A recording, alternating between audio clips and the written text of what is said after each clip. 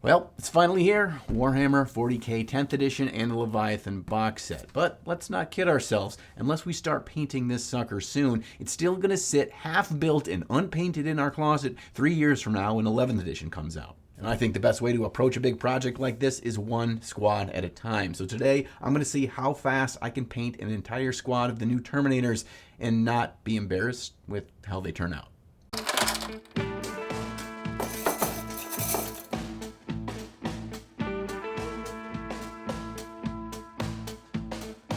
Damn it, this thing has a ton of sprues in it, and it's kind of overwhelming to even think about completing a project like this, so we're just not. We're gonna go completely unscripted and go through the process of painting this entire squadron and kind of work through my thoughts through a project like this, and see how quickly I can get it done. Now, to get ready for this, we did need to first assemble the models and put bases on them. These are all push-fit models in this Leviathan box. I did find these Marines at least went together really smoothly. They have a lot less gaps and issues compared to some of the older push-fit models. One little trick that I like to do is I use a little bit of plastic cement and I lubricate the peg. And then when it slides into the hole with this plastic cement attached, it seems to go on smoother and get a nice tight fit, and it glues in the process. And as for basing, I 3D printed out some of these awesome new designs from Epic Basing. They have these awesome like alien egg sacs in terrain, which fit perfectly for our Marines fighting on a Tyranid infested planet. Now that our models are all prepped and ready for paint, it's time for primer. But why would we use black or white primer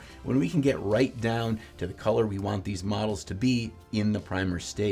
So I'm going to use a two-step process to build in a darker blue over the entire model, including the basing, and then later on we can build up the vibrancy of our blue from there. By starting out with the armor's shadow color as my primer, I really don't have to worry about making those steps work later with paint or shades or washes. I simply get to just start with this and build up from there. And because I'm priming everything in this color, we can use this as kind of our shadow for every single surface later, and it's actually going to pull the whole piece together. Also, I should have been wearing a glove because now these fingers are all blue, so I gotta get a glove. Okay, it took me about 13.5 minutes to prime all 5 of these models, and that feels kind of slow, so I gotta pick it up a bit. For a quick swap of colors of my airbrush, I keep a little plastic jug next to my area, and I can just open this, dump in the paint. I mean, dump out the paint. We're not dumping the paint in, we're dumping it in here, but whatever.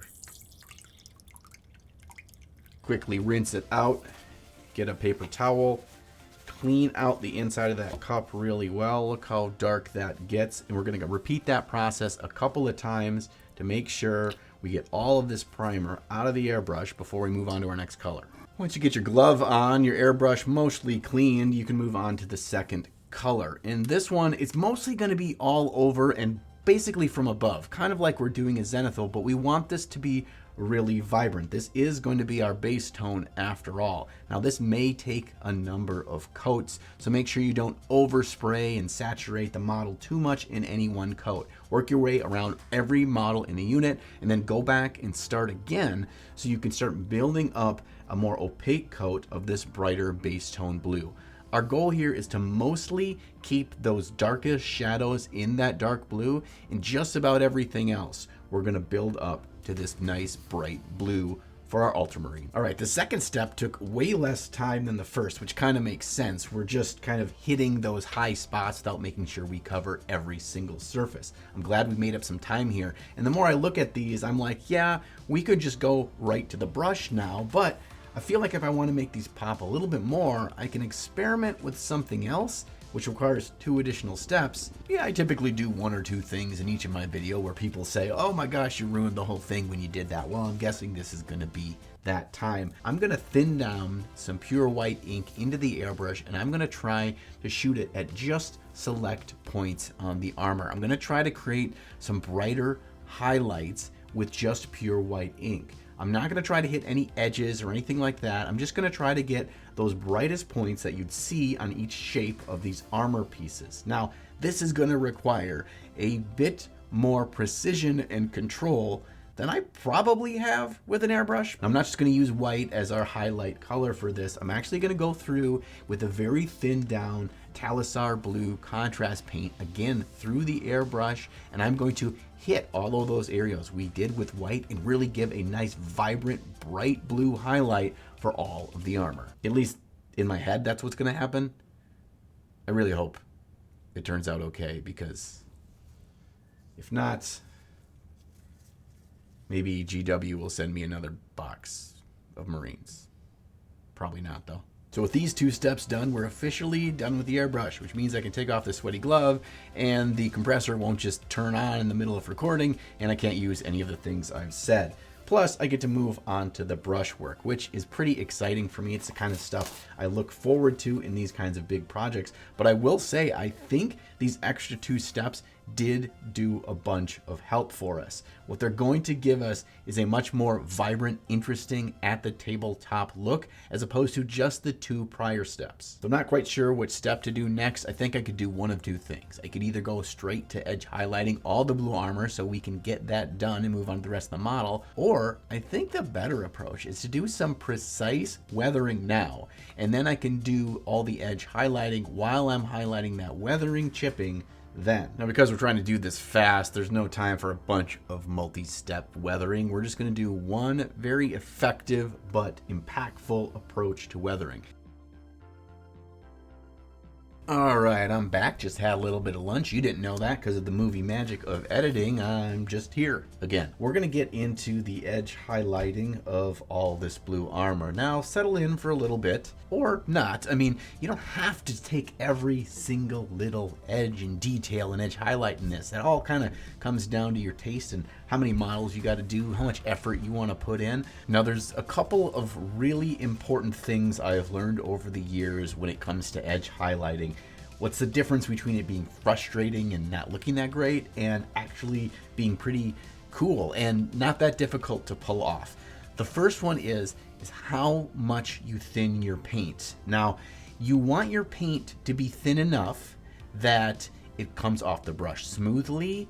It's not so thin that like you can hardly see that you made the edge highlight, so it feels like all that work was for nothing.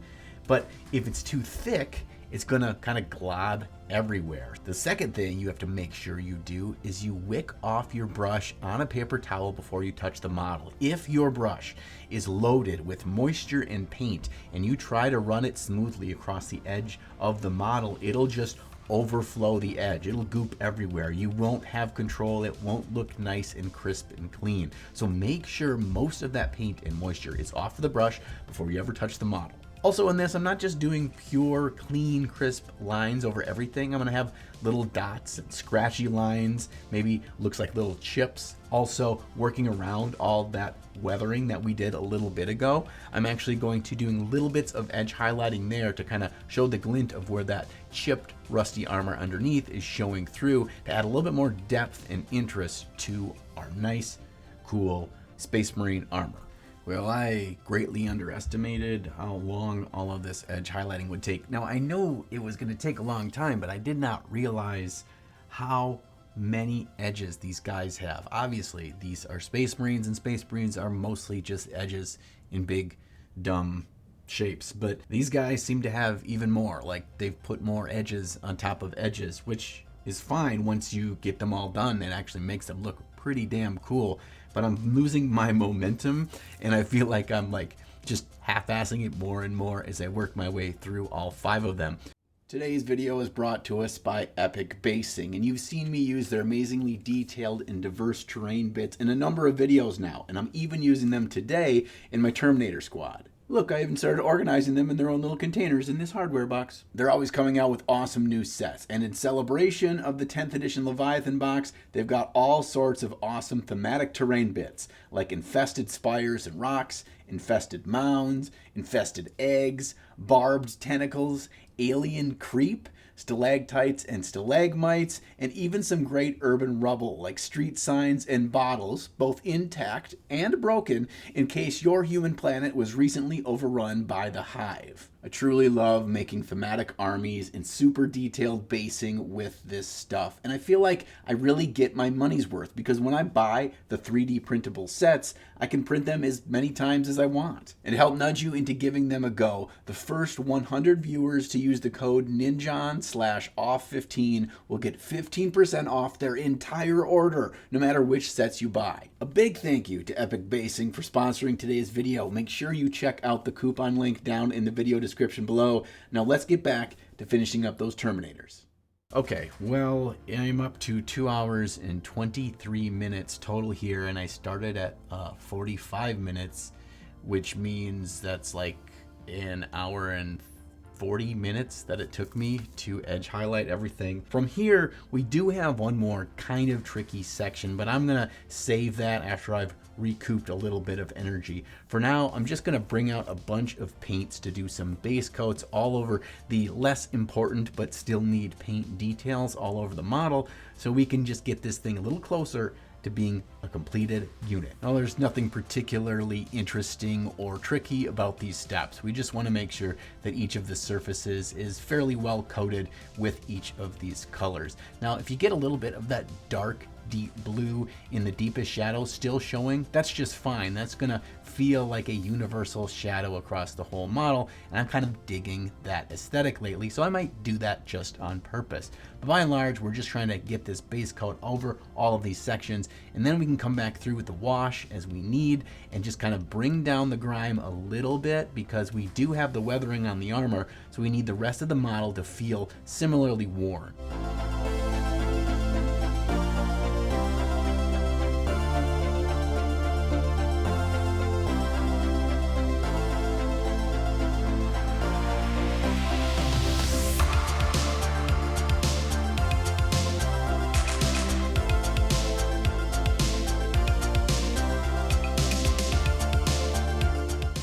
You know, I hadn't really planned on this, but I did a video last week, which you can see up here, wherever they put those things, where I talked about doing the things that are important and putting the time into those in your paint job and then just rushing through everything else.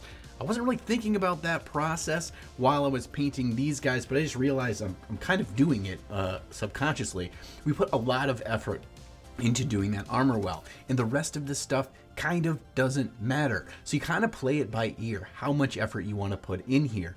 I'm going to just base coat all this stuff, maybe throw a wash or two on there, maybe an edge highlight. I'm kind of just going to see what looks good. Once it looks okay, I'm just going to move on, because I ain't got time to spend every little second edge highlighting all this crap that doesn't matter anyways.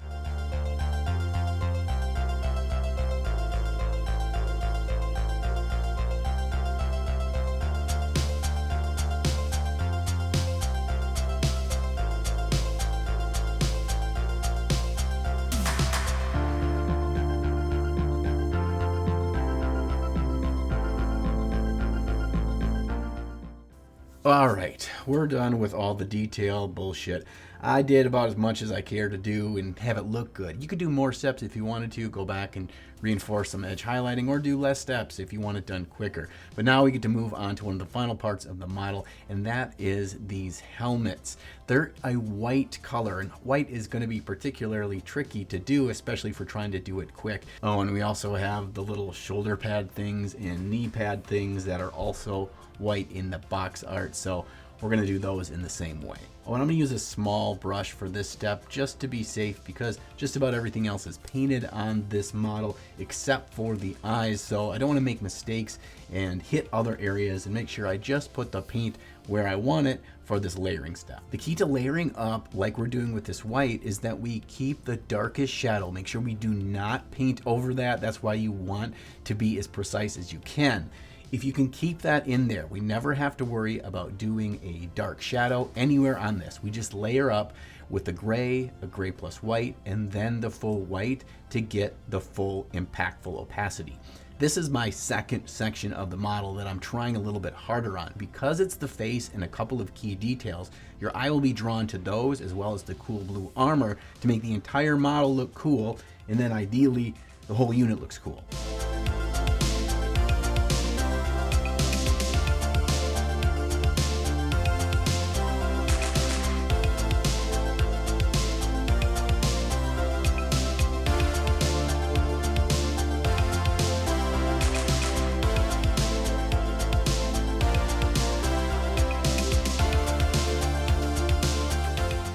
All right, we got all the white done, but now we've got the captain of the squad that needs to have a red helmet for some reason, but that's fine because we're going to use that same red combination to paint the eyes of the other 4 members of the squad, and then we can move on to the basing and we're done. So I'm going to use the same approach with the red as I did with the white. I'm just going to do basic layering, but instead of a light gray and a white, we're using Mephiston red and then up to Evil Sun Scarlet for our brightest highlights. We're not going to push this too much into the orange or pink range of red. We just want that nice vibrant red that's still going to be coming up from that blue shadow to really have a popping red captain of our squad. With that, we can say with a bit of confidence that we're happy with how our Terminators are looking, and I'm going to call them done. However, we still have to do the bases, and I don't want to just entirely phone this in, but I do need to get this done relatively quickly because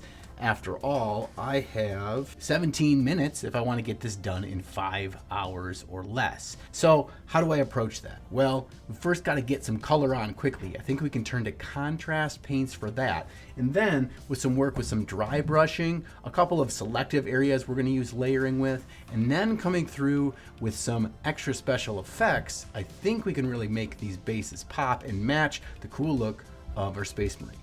The main point of starting with a contrast paint, especially a nice dark one, is it allows us to give a nice kind of fresh canvas for everything we're going to build up off of this with quick work. I like to use something like a dark brown for this, especially because I see this environment having a lot of oranges, ochres, almost rusty tones to it. And then we're going to have the pop colors with our egg sacs of the Tyranids. I've got these egg sacs here and I kind of want to make them stand out. So I'm going to have a brighter, cool color for them. I'm going to start with an off-white, and then I'm going to go over them with a Coelia green shade to get this sickly bluish green hue to them, and then dot them with white to make them look like they're shiny.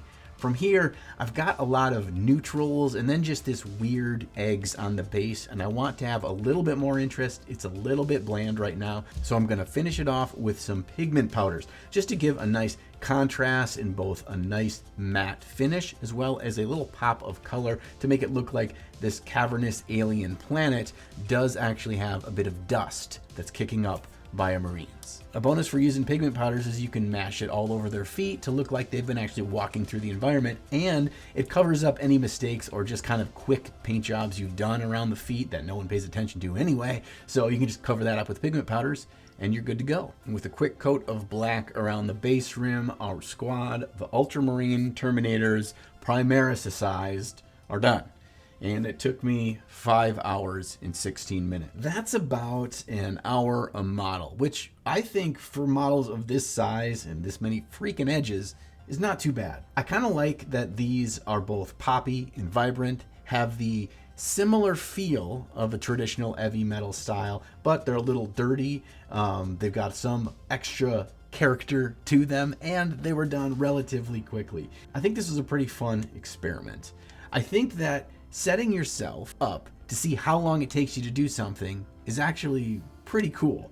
I'm not setting a time limit for myself with this. I just want to see if I know the clock is running and I'm trying to be efficient, I'm trying to paint well, but I also know I can't lollygag, that I'm actually going to almost gamify my painting process. And that's kind of what I felt like I was doing here. And it was like I was rewarded at the end for feeling I accomplished it in an amount of time that I'm not unhappy with. So yeah, if you ever want to time yourself and just see how it goes, you may enjoy it or you may not. But either way, thanks for hanging out today. I appreciate each and every one of you for watching, subscribing, liking, all that crap that YouTube likes.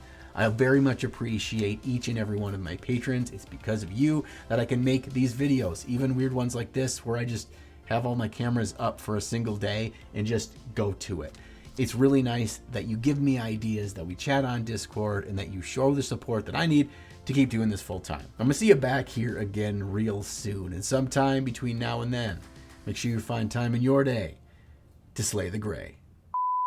All right, I'm just back. Had a little bit of lunch. Not that you know that, with the power of Muji magic. With the power of Muji magic. Never trust the Mujis. Their magic is dark and sinister. Make sure you find